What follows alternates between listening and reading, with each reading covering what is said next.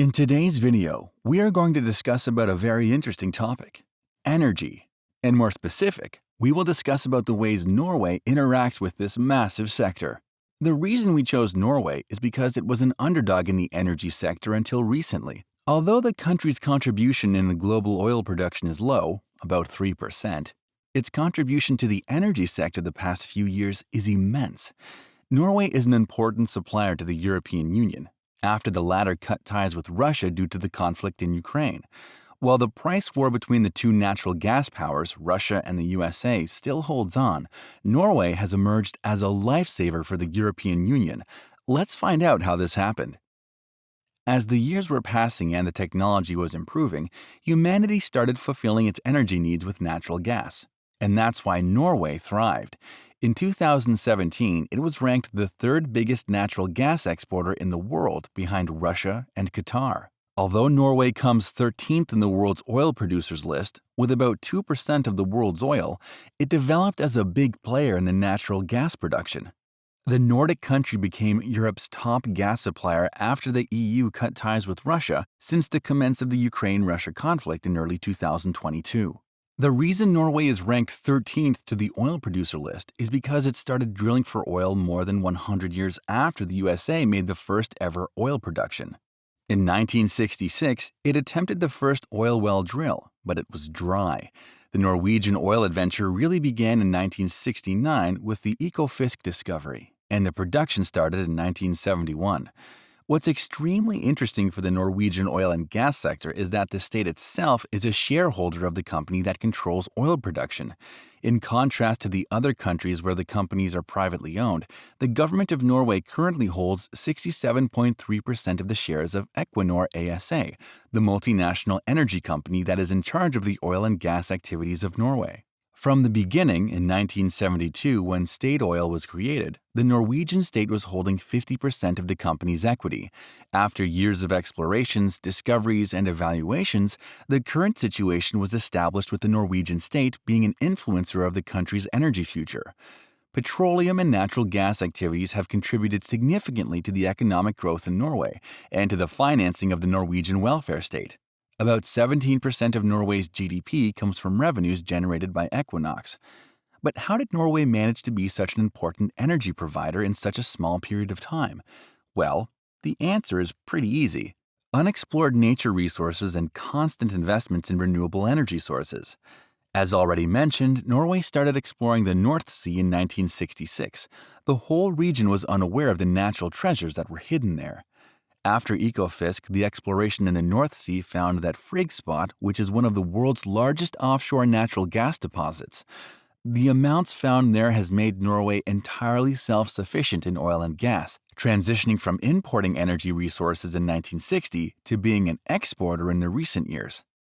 In order to reach this massive achievement, Norway didn't rely solely on natural gas and oil. It is Europe's largest producer of hydropower and the sixth largest in the world.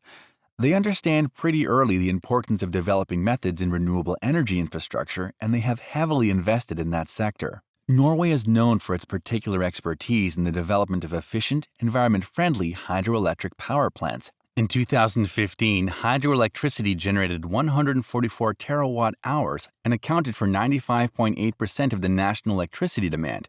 Today, it is around 98%. Part of the reason that so much of Norway's electricity can be generated from hydropower is due to the natural advantage of its topography. With abundant steep valleys and rivers, due to climate change, the region is currently experiencing heavier rainfall and is projected to receive more in the future, further increasing its capacity for hydropower. Moreover, Norway has also invested in wind power.